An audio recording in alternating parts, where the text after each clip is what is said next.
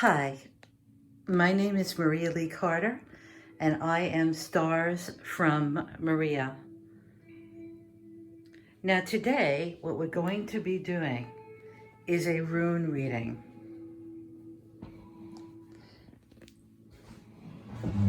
I have several decks of runes, and what I want to say about the runes is that they come in stone, and they actually come as wooden pieces also, like this. Or you can have them like this, which are stones. And I actually have some hand-painted ones.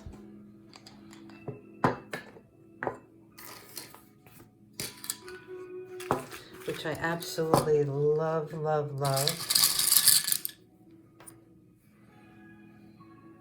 This is what they look like.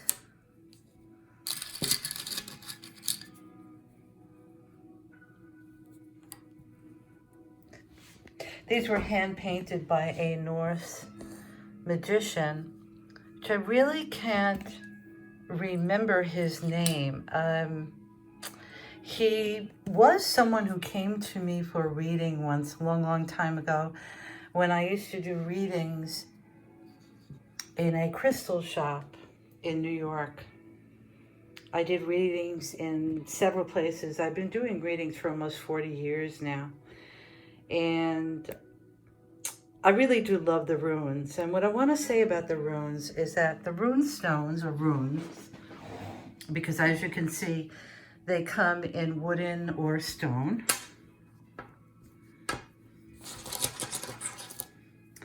And actually, then they come in, they were made out of bones also at one point.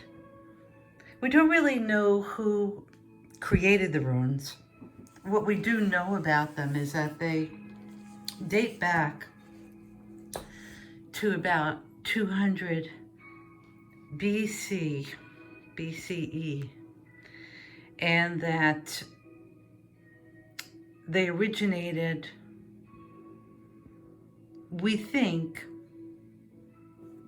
possibly in a Nordic region, but there is some debate over that. I can get more into the history of it another time, but what I want to do today is just do a rune reading. I really wasn't concentrating on anything when I took these out. These are kind of old. I've had these. This is an old book. As you can see, it's falling apart. This is a book put out by St. Martin's Press many, many years ago. And this book was written by Ralph Blum.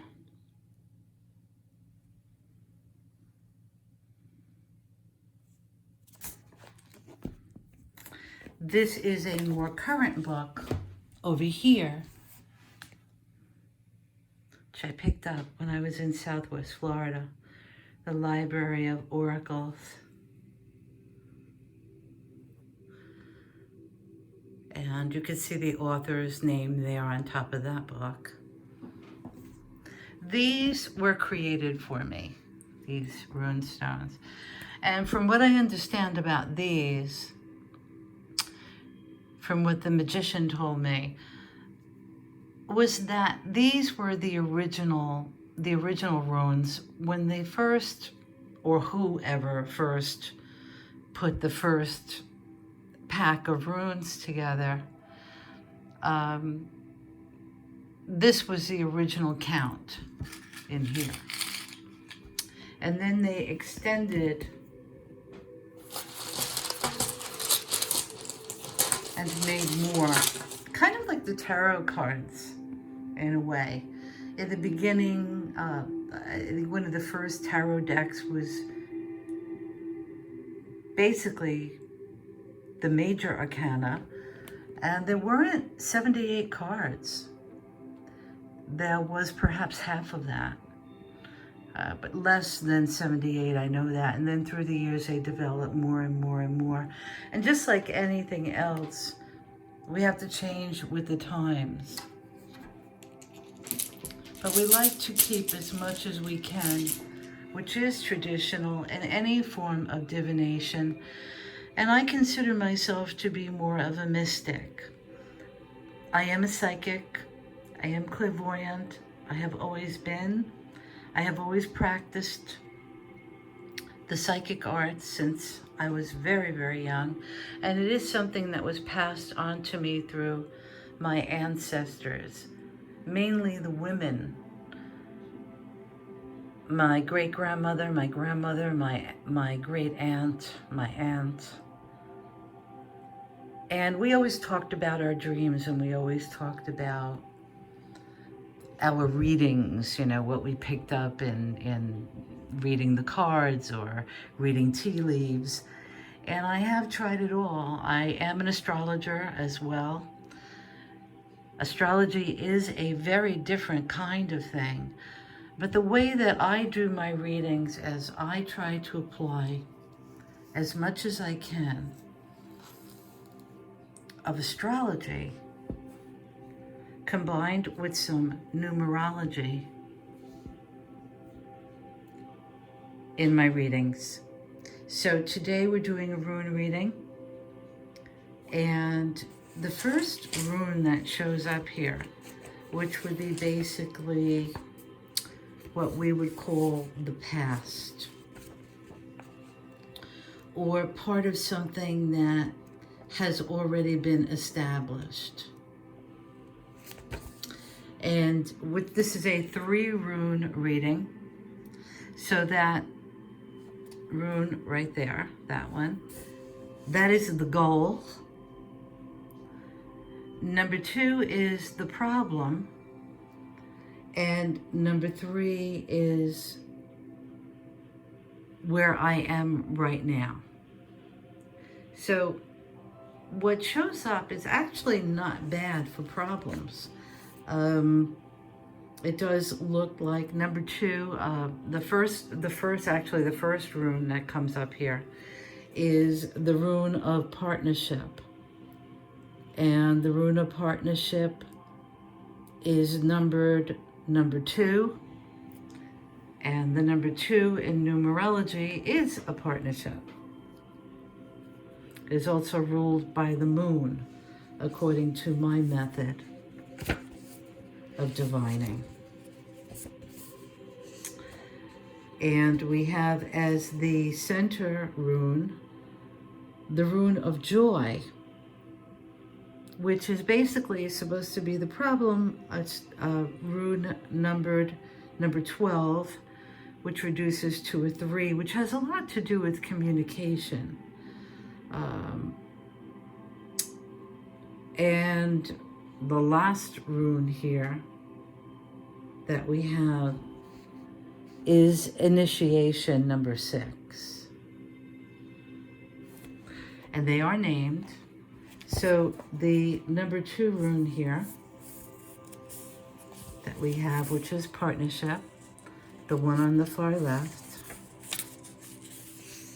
It's pretty, actually. I love the colors that this guy put into these. You can make your own runes also, if you want to. Number 2 is the partnership,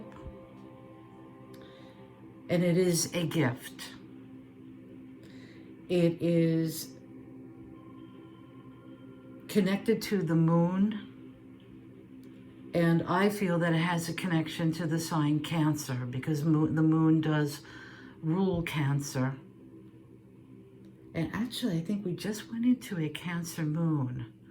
So whatever this is going to tell me, it's going to tell me something about what's really current, what has just passed, or what is happening right now. It has a lot to do with love. It has a lot to do with partnerships. It is a connection to the self. and another person.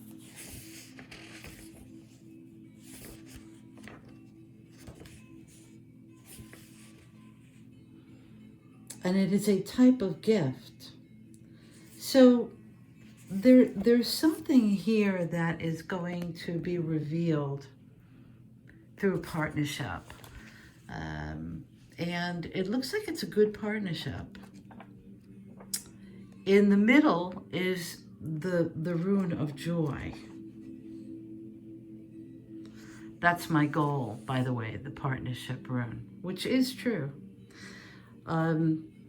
The middle rune is joy, which is basically the problem or obstacle, which really isn't much of an obstacle.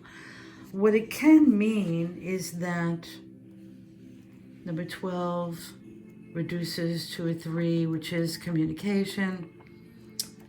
It can connect to, I think, part of what's going on right now, short distance travel, and that we're all isolated and quarantined. So there's communication, yes, but most of the communication is being done electronically. But this rune of joy, Wanju is the name of this rune, is basically a pretty positive rune. It's saying that, you know, even though there are some obstacles in the way of travel, right now I'm going to connect with the right people and the people who can bring me a partnership, or there is a give and take in that connection. And in the future, it also shows clarity. This rune has a lot to do with clarity. Renouncing existing plans and ambitions and goals. Well, that has a lot to do with the quarantine, I feel. So that is part of third house, basically. Third, 3 is connected to travel. Now, the initiation rune, which is the last one here, is rune number 6. And that rune is Perth. It is initiation, a secret matter. It is connected to something that is hidden. So in the future, in the near future, there is something that's going to be revealed to me. It's also connected to Jupiter. So that could have a lot to do with some kind of a great opportunity. It is a cycle rune. It signifies an intense aspect of initiation. It's like giving something up to connect or to gain something.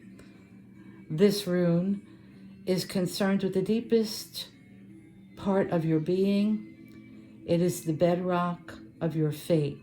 So it is truly a very intense rune connected to fate and karma. So some kind of great partnership is going to take place. Even though Wanzhou is connected many times with love, there are all kinds of partnerships, and I think that this partnership basically is connected to the joy that music brings me in writing. And I feel that has a lot to do with collaborations that I'm part of. And the partnership, which is the goal, is something that did already start. So this all kind of makes sense. It's telling me that whatever is going to happen is going to move through quickly. So that is one of the things about the runes that is really, really great. A lot of times the rune stones or chips will give you an immediate answer to a problem. You can ask a question and you will get a straight answer. So I had this on my mind. I was wondering about a partnership that I have connected to work, and it does look like it's good. It's being revealed to me. I do see the delays as connected to it, yes, and something that is beyond my control. So that's pretty on, actually. Rune chips, rune stones are wonderful for asking. I'm actually going to use the wooden ones this time. I'm going to just ask a question about what's going on in the world right now. And wow, first one that came up was the Rado. I believe that is the name of that one. Yeah, and it is a journey. And it shows that basically it's a goal, the journey. I think that rune came up as the first rune in the question that I asked, what's going on with the world? It's because it is connected to our travel, definitely. And people are not traveling as much. 1 year, that's Isa, standstill. This rune is representative of 1 year, 1 year's time. That's about right. And then we have this as the last one. So, okay.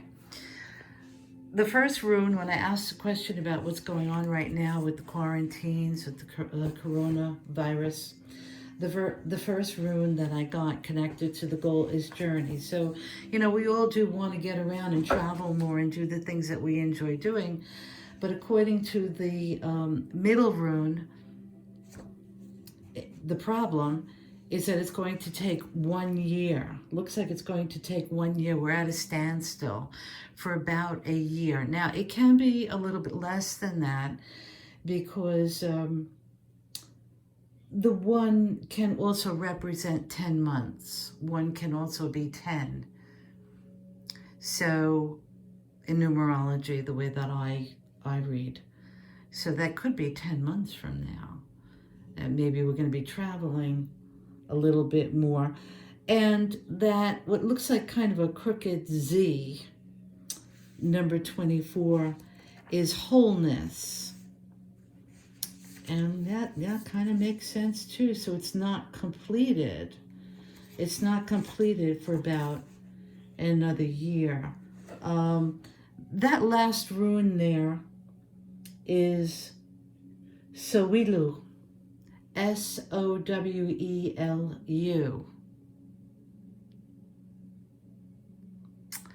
And that is connected to wholeness, life's forces, and the sun's energy. It's very powerful. So it's saying that, yeah, eventually we are going to get back to normal again. It's also connected to Pluto in the way that I read, and the sign Scorpio.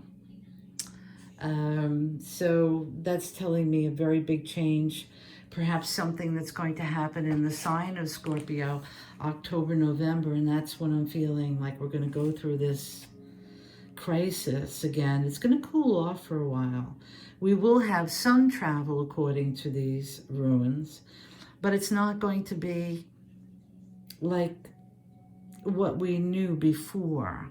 That rune in the middle there, which represents standstill, and usually the timing of that is about 1 year's time. That's the problem. So it seems like there's more of a problem with people's attitudes towards everything, you know.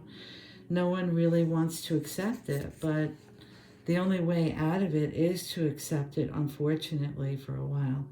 So by being patient. Number 23 in the middle there. Yeah, that's number 23 rune. And that has a lot to do with what appears to be 10 months or 1 year's time.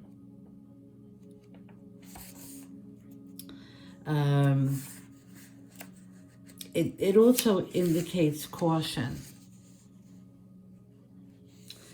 And, you know, the more we try to hold on to what was, the more nothing really changes that much. So it's requiring us to think outside of the box and to accept with patience the middle rune, which is Isa, which has an a connection to ice and a standstill, that which impedes. Trying to hold on can result in an empty kind of feeling, a sense of being out of touch. So, this is saying try to be more open-minded and lose the anxiety. Isa is saying that's very connected with Mars. And isn't it interesting that first we have the Mars rune, Isa, which is standstill, and then it's followed by Sawilu, which is connected to Pluto. So that is the Mars and the Plutonian energy, which is very connected to Scorpio. So I think that we will be able to travel Rado, the first one there, looks like more in about 10 months time, but we could start to open up and do a little bit more traveling locally in the near future, it looks like. And it looks like maybe we may hear of less people getting sick. That could have a lot to do with the testing being more available. And we'll get a better idea of what's going on then. So what this is saying is that basically nothing's changing for about 10 months. And a big change in the fall. Maybe something that we find out. The goal is to have better communication because Rado, which is the first rune sitting there, is connected to journeys, but it's also communication and unions and reunions. So as always, sometimes the journey is self-healing. It's a journey within ourselves, self-change. Has a lot to do with the connection between heaven and earth. Being more spiritual. Trusting. There may be some communications coming in the future that is going to shed some light that's going to help us all to communicate better and to trust what we are hearing. And I believe it has a lot to do with tests being more available. So it does look like things kind of open up and go back to a new normal. Saturn being in Aquarius for the next 2.5 years is leading way to a different way of thinking, a different way of embracing life, a different way of living, but that has a lot to do with scientific results that are great and vast and opening up to new possibilities. So in the big picture, looking ahead, in the next year or so, we're going to be open to more and better medical advice and some kind of cure and a knowing right away whether we have this thing or not, So my feeling is that we've got about 10 months ahead. We've got this bit of a crisis coming in. It is something hidden. We're going to find out something we didn't know, something we didn't like. There may be more than one thing that we find out about that makes us not trust. But the end result is that we're going to wind up trusting and feeling better. And it does look to me as if we have a good year next year in 2021. Probably more around March, April. I would say this time next year, in 1 year's time, we're looking at a different situation. And our lives will gain the strength and gain the power, and we'll feel more comfortable and a little bit more spiritually inclined and open to new possibilities. I thank you very much. This was my second video on runes. I hope it wasn't too confusing for you. And until next time, sending light and energy, and blessed be. From Stars from Maria.